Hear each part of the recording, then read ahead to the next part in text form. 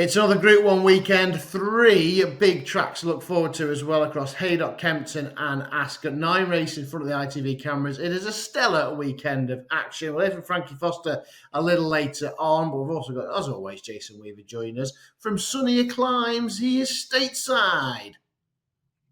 Yes, certainly a little bit of time out in California at the moment, Matt. That's the key, isn't it? Yeah, luckily coming over to watch a little bit of golf, but keeping an eye on the action, the Group 1 action, and some tremendous handicaps up and down the country. Yeah, maybe getting a bit of a keen eye as well ahead of Delmar at the Breeders' Cup. That's up to come in a few weeks' time. We're going to start with Haydock then, a long way from California to Merseyside, but we've got 5 races at Haydock. The Group 1 Spring Cup is, of course, the feature, but we start with a Group 3 action. It's the Superior Mile, and talking about the ground, a lot of rain forecast throughout the week. Haydock due to get plenty of it, so probably looking for those who do like to get the toe in a little bit. Yeah, absolutely. It's got to be soft ground form to the fore. I mean, you've got certain horses in here who are a little bit of a nearly horse, the likes of Ice Max, Check and Challenge. We have followed him off the cliff, haven't we? We've been hanging on to his tail forever, but he never really seems to come up with the goods. You couldn't knock a Balmacara, I suppose, for Eve Johnson Horton. That team are having a brilliant run. But for me, the horse who has been crying out for a bit of dig in the ground, and you remember when he burst onto the scene, it was around this venue, Prague, when he started to show a little bit more for the Dylan Cunha team. He then went down to Newmarket. He looked really good with a bit of dig in the ground. He's been a touch hit and miss, but the Cunha team are in great form. Kieran Schumacher having a little bit of a resurgence career towards the back end. I think that he's a big player on a track that suits. Okay, then, yes. Prague, he was very unlucky when he was on the season there as well. Right, let's move on to the 150 then. We've got listed action at the Ascendant Stakes, over a mile for the juveniles. We didn't get to see Publish last week at Sandown, pulled out on account of the ground, of course. We just see if we just take his chance here, taking on Bo Echo, who couldn't have been any more impressive on his debut. It's funny when you go down through them and you start looking at the pedigrees and also the price tag. Nothing really jumps off the page here. But you're right, Publish. Surely he's not going to run, is he? If the ground comes up soft, it's going to be another one of those. This is not an easier option for me. You know, he had a very easy option at Sandown. We saw what that was, all heads and noses all the way up to the line, and he would have been an odds-on favourite. Is he going to be the talking horse who doesn't come up with the goods? For me, Bo Echo couldn't have been more impressive when he won on his racecourse debut at Newbury. He was slowly away. He cantered into contention. And, dare I say, if we're talking about teams that haven't been punching at the moment, George Bowie, he is looking for a good horse, isn't he? Obviously believing, managed to do the goods for the team early on in Dubai, but they're looking for a superstar. That's what he wants. I think we'll go with Bo Echo. It's interesting that Billy Loughnane has turned up here at Haydock. It certainly is, yeah, and he did certainly caught the eye on his debut at Newbury. Right, first handicap we're going to look at then of the day, sustained handicap, but it could take some getting as well for these 3-year-olds. Obviously, Valiancy was an eye-catching theory he put up a couple of runs ago at Haydock. Couldn't get the job done on odds on at Sandown last time out. Are you sticking with him? Is his time now, or is he short enough to look elsewhere? Well, I think he's plenty short enough, and the fact that they reach for the headgear would be a little bit of a worry. Safi Osborne comes in for the ride, obviously able to do a particularly light weight. Is he starting to be, again, we talked about it, a bit of a nearly horse in here, if you like? You've got Circus of Rome, who's on a charge at the moment. Newbury and Newcastle wins. And the odd rarity in here, and that's why we're going to get a bit of a chance at the prices as well. I feel that the Charlton runner is possibly a little bit better on the turf. Now, he looked one-paced when we saw him up at Newcastle. He's got 3 3/4 lengths to find with Circus of Rome. But given his pedigree, given the team back in this sort of company onto the turf in the staying division, he could be the answer. He's a low mileage improver with a real good pedigree. So Grand Descans, is it? I probably butchered his name as well. It's the Juddmonte Charlton Buick horse. That'll do for us. We're sticking with the handicap, and we're sticking over this 1.6 trip as well. 1.75. We've got the older horses though going for glory. We've got again William Haggis with the market leader. He's got the Reverend here in the Tony Bloomstilks, and Hatcher seeking Paddy the Squire. And the murmur is that he could be Melbourne Cup bound. He would need to be impressive, wouldn't he? Or at least put a real good performance in here. He's come a long way in a short time, Paddy the Squire. 87, 96, 101 is where he sits today. So he's going to need a somewhat career best. Tashkent's probably been waiting for the ground. Stress-free's been running well. And you mentioned him, the Reverend. These are his conditions, aren't they? But for me, he's a little horse who's been a bit expensive to follow for me. Contacto. You remember him, obviously with the Betfred St Ledger rolling around, he couldn't have been more impressive than when he won at Doncaster. And then things quite haven't gone to plan under quicker conditions, if you like. So he's back on a slower surface, down to what I think is his ideal trip. Anywhere from 1.5 miles to 1.6 miles, he's fully effective. Again, he's got a low weight. One of the female riders comes in, Nicola Curry. She's certainly not a negative in the saddle. I think he's been hugely overlooked in the market as an each-way player. Right trip, right ground, low mileage. That's what we like then, the Contacto. In the old Borough Cup, from the stayers to the sprinters, the feature race, the Group 1 Haydock Park Cup sprint, I should say, and it's a brilliant field. Now, you've often said all season that we haven't really got a superstar sprinter, and that is probably why 17 runners, with a couple of reserves as well, are throwing their hat into the ring. Now, you've got previous, having put up Montasib at a monstrous price 12 months ago. Let's see if lightning can strike twice. What wins this year's renewal?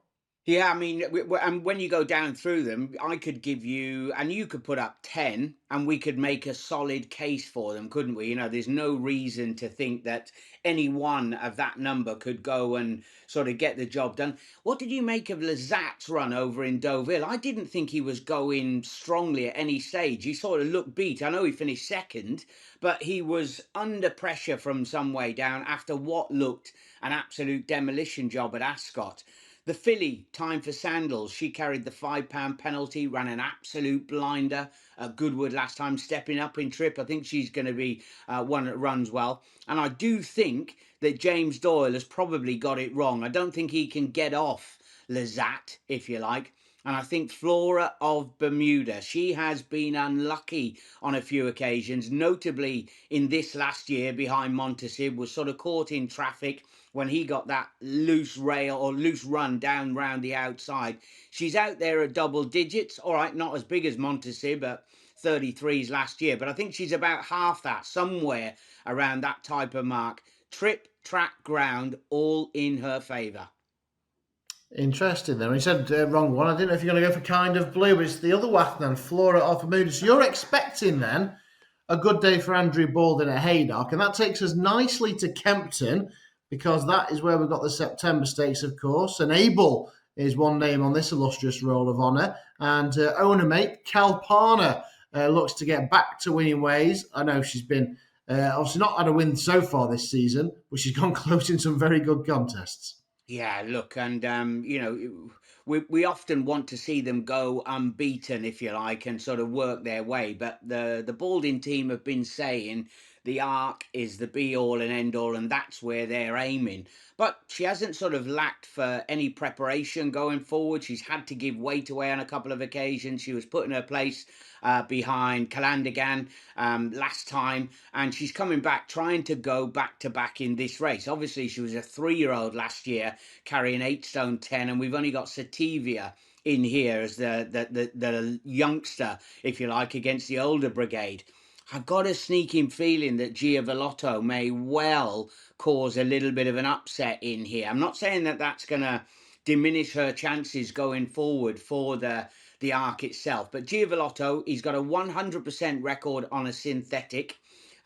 This will be a charge from the top of the straight, if you like. They'll make a proper gallop in here, especially with horses like Maidan and Candleford, who don't want a slow pace to be at their best. So I think Giavolotto, not going to be a lot in it. Heads up, heads down, gets the bob, beats the odds on shot. Okay, then Giavolotto, then just edging with that one. And that takes us nicely on to the big handicap, because Oisin Murphy has also got a likely market leader here in Sky Safari for the London Mile Series final. But it does look wide open. Oh, yeah, for sure. I mean, Sky Safari building an incredible record on a synthetic if you like. You've got Dragon Icon. He's going to have a few followers. Jack Mitchell getting back on board. Not got a bad sort of profile, and he's dropped a little bit down the handicap now, so he's going to be a player. And away from the top few, you got Kingdom Come, who's been threatening to do well. What about Super Position, who goes for Ed Dunlop and Jason Watson? Now, he's not been done any favours with the draw. Good jockey, I always say, can overcome a wide position. He couldn't have been any more impressive when he won around here over in course and distance, admittedly from a lot lower in the handicap, but he fairly bolted in. Had a nice little warm-up, was very, very fresh when he ran in the Racing League over 7 furlongs. Keen, jumped the path, did all sorts wrong. He's been aimed at this. He won one of the qualifiers, which gets him in, and now it's the final. I think he's a huge each-way player, and I believe Fred has got him out there just about at double digits. That'll do for me. There we go then. Yes, don't like these favourites. Let's take him on with those at bigger prices. Right, got a couple of races at Ascot as well to look forward to. It's a great race, isn't it? 3 massive tracks, Haydock, Kempton and Ascot. But it doesn't come any easier. 20 runners stretched across the track over 7 furlongs. I wish you the best of luck. Fancy a couple? Well, I've got probably what I think is the strongest. I like it when you get a competitive handicap.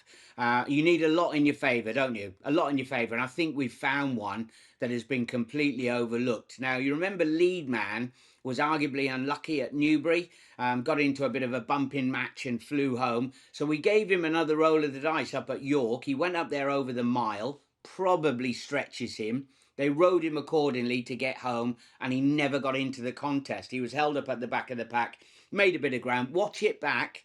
He was never any closer than right on top of the line under the minimum hands and heels sort of ride. Now, Danny obviously has got to be up at Haydock. That's where the team have got lots of runners. And Harry Davis comes in for I think, a fantastic ride. 7 furlongs. Loves to be held up. We know he's going to get a Jamie Spencer sort of ride. Fast and late, Lead Man. I think he has been so far overlooked in the market. Interesting, yeah, they've got Acadian Thunder even short of the market over them, or a strong hand then in that big handicap. And that takes us on to the 9th and final race we'll look at then in front of the ITV cameras. It's a 1.5 mile handicap at Ascot. Only the 7 go to post. We've got the 4-time seeking Tenability who won here on King George Day, but pushed the limit, was friendless in the market when we last saw this one, and went and won. So what do we expect from him this week?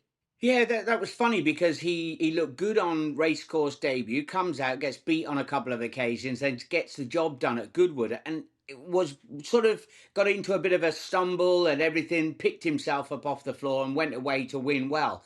Surely, remember Tenability winning at the Shergar Cup? And that was when they were all blaming the jockeys and everything. He got into all sorts of trouble, was keen, switched around the inside and got the job done. The key with Tenability, and I have managed to get a Haggis winner in on the card when we go through the races as usual. He's got a massive, big, high, galloping knee action. So any dig that happens to fall at Ascot is going to suit him down to the ground. Tenability has got to be the answer in here to lower the colours of Push the Limit, who's bound to be at the top of the market. We like Tenability. There we are. Then the 4-timer is on for William Haggis and Kieran Fallon, of course, who this time last year was winning the big Sprint Cup up at Haydock. Right, 9 races covered. What will be your strongest bet of the weekend? And I think I know where you're going.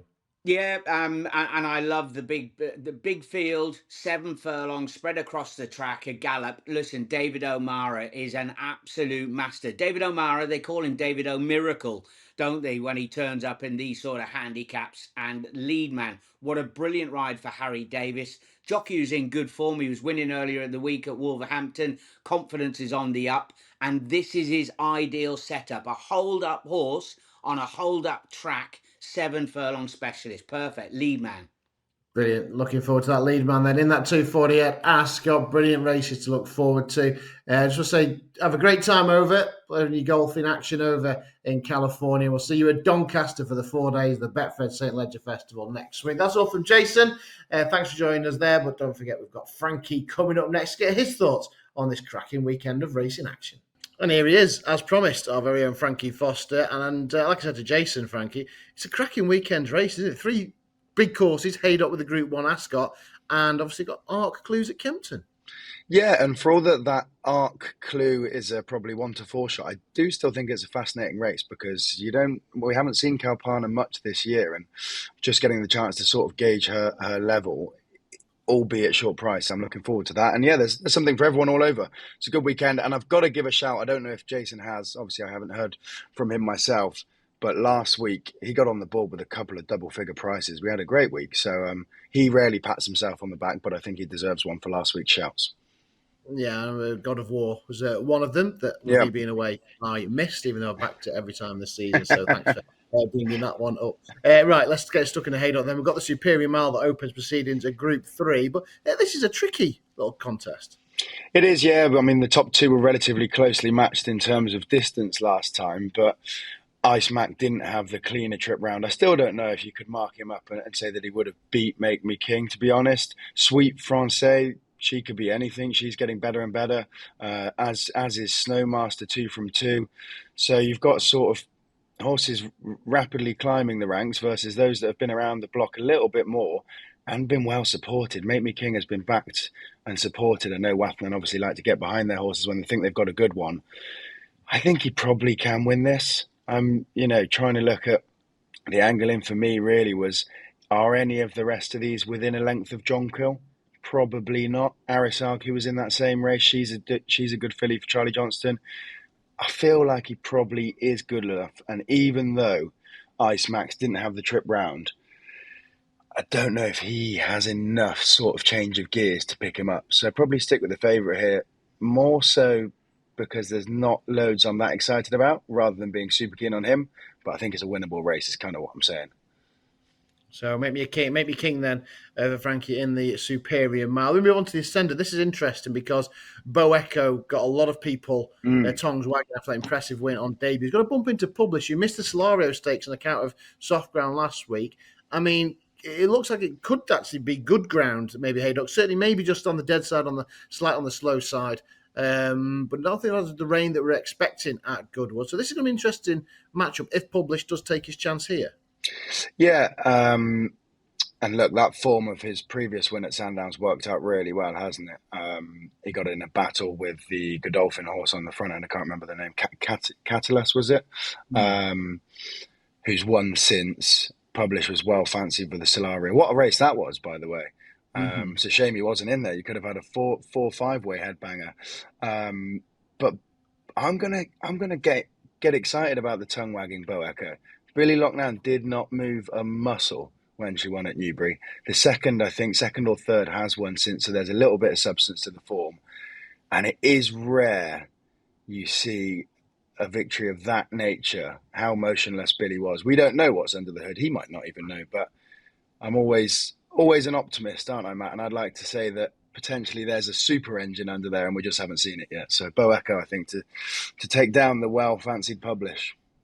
It is that, we always want to see a superstar, and he may just be that on that initial show. Good race, though, that Ascent. I think we'll have plenty of nice horses coming out of that for the future. We've got 2 staying handicaps. The first of them at 225 is for the 3-year-olds. 11 of them are heading to post here. Polestar won the track earlier on at the season for Charlie Johnston. We've got an interesting lightly raced contender in Grande Sons as well, and the hat-trick-seeking Circus of Rome. So this isn't going to be easy. No, it's not. And you say I'm being optimistic and siding with those on the up. Grandison takes my pick. I think Circus of Rome is a very, very good horse. He's just got to give away a lot of weight, hasn't he? He gives a stone away to Valiancy. That's going to be hard work. And just gets a massive swing at the weights with Grandison. Circus of Rome has gone up maybe £17 since his last 2 victories after the London Gold Cup. Grandison was beaten a length or so by him, but I think now gets £7, £6 or £7 better off with him here, and is lightly raced. So I'm using Circus of Rome as my sort of benchmark, but just at the weights. 9.5, there's only one horse in here that's got to carry more. I don't think he's quite that good enough, and the handicap has been harsh enough. £17 for 2 victories, ridiculous. So Grandison's to reverse the form from that Racing League race. Buick on board. Harry Charlton gets them improving. There's a lot of signs that say that he probably is a smart horse here. And then we've got the Old Borough Cup for the older brigade over the same track and trip. Yes, Caballo de Mar would be the class angle for me. As won at the track before, second at the Royal meeting, where these are tough and sloggy horses, and you've got to be tough, and probably should give a shout to Dancing in Paris. I feel like for all that Caballo de Mar is also tough, he's also got a fair bit of class about him, and when he has been beaten, he's finished behind horses, in my opinion, that are cut above this field. Coming second at the Royal meeting to French Master, he's a nice horse. I think if you stuck him in here, it'd be a very short price favourite. So Caballo de Mar, the class angle, can do it over 2, can do it over a mile 6. Can't quite do it at Royal Ascot, but he can probably do it at Haydock. Okay, so that's the stayers done. Then we've got the sprinters, the big one. It's a Group 1. It's a massive field. Like I said to Jason, he's been saying all season, we haven't really got that standout sprinter at present. And that's probably attributed to this huge field we've got at Haydock because everyone's happy to throw the hat into the ring this year. Has he thrown in a big price? Did Jason give us a big price to work with, or was he? He's given us a Wathnam runner, but not the favourite, yes. Interesting. I think you're getting a great price on Lazat here for him being beaten over in France. I think you're getting a fantastic price on him. I mean, some of those French races are funny runners. Andre Fabre has horses that come out of nowhere and improve £20, and I don't think that you can say that he was beat because he's, just not great. He might have been beat by a really, really smart horse over in France, and prior to that, he won at the Royal meeting with all the right horses in behind. So I think you're getting a fantastic price about Lazat. But as I did last week, giving a shout to Shagran at the bottom of the market, who went on to win the Beverly Bullet, I'll give a shout to Ain't Nobody, who keeps running his race. I think he's a quality horse, always outruns his odds. I'd be surprised if he doesn't at least give you something to shout about down at sort of 33 to 1. And if last week was anything to go off, you should play the reverse, because I got him the wrong way around. I napped up Adrastir and gave a shout to Shagran and almost got it right. So maybe I'll go with that. Ain't Nobody 1 and Lazat 2. Yeah, Ain't Nobody. We're shooting for the Air Gold Cup if he took his chance there next to it in a couple of weeks, wouldn't he? Right, let's just move on as well, because we've got a couple of races at Kempton and Ascot. And I mentioned this Arc Trial. Obviously, Calpana won it last year, bumped into some nice horses, obviously big horses this season. And is this a chance to get ahead in front and a pipe opener and a confidence boost ahead of the big one in Longchamp? I think so, Matt. But Giavolotto's no mug, is he? I remember watching him win out in Hong Kong. And he's a horse that's just improved. He's tough. To be honest, he's probably the perfect horse that you'd want in here to get a good level on Calpana's fitness, because he's not going to lie down easy. If she wins, at least, hopefully, we'll actually see her have to work a bit hard for it, because he will, when Calpana comes upside, if that's the way it works out, he does sort of lug on and stick at it, and I don't think he'll make it easy for Calpana. So, yeah, I think she wins. I think it's a good gauge on what she might do in the Arc. They've always been confident that towards the end of the season with softer ground, that'll be her time to shine. So we're not going to, get too carried away about what she does here. I think she'll win. But I do think Giavolotto might make you sweat if you're throwing her in her acca.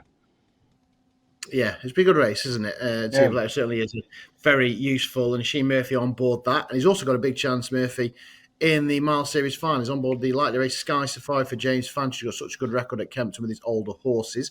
Competitive stuff, though.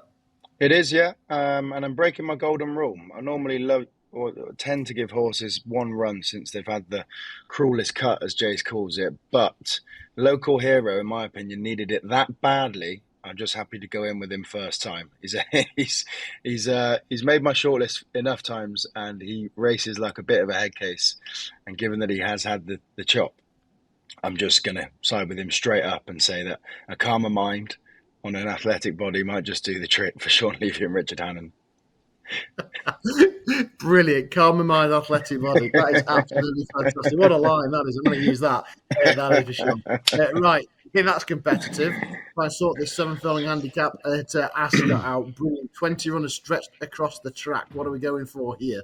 Yeah, good race, isn't it? Telmark, he's sort of been in mine and Jason's notes. Kings Lynn's been on everyone's shortlist for the last 20 years. Ross Collins wins a couple of big handicaps. Arrays ran well at Ascot. I thought he'd probably be worth throwing in there. But I think Great Acclaim is quite hard not to be in favour of at the price he is. He's an each way price. He's in fantastic form. He's having the best season that he's had. He's steadily improving up into the hundreds. Was rated 97, but as far as sort of Racing Post ratings, he's banging in good RPRs and firsts and seconds at big meetings. So for me, I don't really see why he is his price. I guess because you might question, is he quite good enough to win? But I just really don't see him out the top three. And in a competitive race like this, anyone's in with a chance. So I say it's a knocking each way bet. Great Acclaim with Joe Levy on board. Knocking each way bet, which sadly we haven't really got in the 315 because there's only 7 runners in this Push the Limit. And of course, a winner at Goodwood, a Glorious Goodwood, and then Tenability, who's a course winner on a 4-timer. Yes, that's where I'd be going. And no disrespect to Delphine Santiago, the French jockey who rode Tenability in the Shergar Cup meeting, but she didn't make it super easy for him to win. He got in a little bit of a pocket. Probably had to almost go down a gear and then back up 2 to win, but he did still win cosily enough. So in a funny way, maybe that actually did him a favour in the handicap, because if he'd have gone and won by 5, he would have been put up a lot. So as soon as that race finished, he was on my shortlist to back him next time out, and I think I'll stick with him. He's a nicely improving horse that could make it 4 and another win at Ascot. You and Jason both. You finally got William Haggis, Jason, and Everlasting. You agreed with him. Right, 9 races done. Did he go for Reverend? Did he go for the Reverend, another Haggis horse? No. Isn't it? Did he not? No, he didn't. No. He waited to the very end to go for a Haggis Contenders. And I did say last year he put up Montesib, of course, to win the Sprint Cup. So he's got the history of big prices this weekend. What's your best bet, mate? Not very original, but like I said, I think you're getting a great price about Lazat. Thought he'd be shorter. There you are, because you got beaten France, a Royal Ascot winner, of course, Lazat, for Wathan and James Dore then, and Jeremy Renier in the Sprint Cup. Right, thanks to Frankie for joining us. Thanks to Jason as well. We'll be back, of course, join us all of next week for the Betfred St. Leger meeting at Doncaster. We cannot wait. Hopefully, we go there via a few winners this weekend.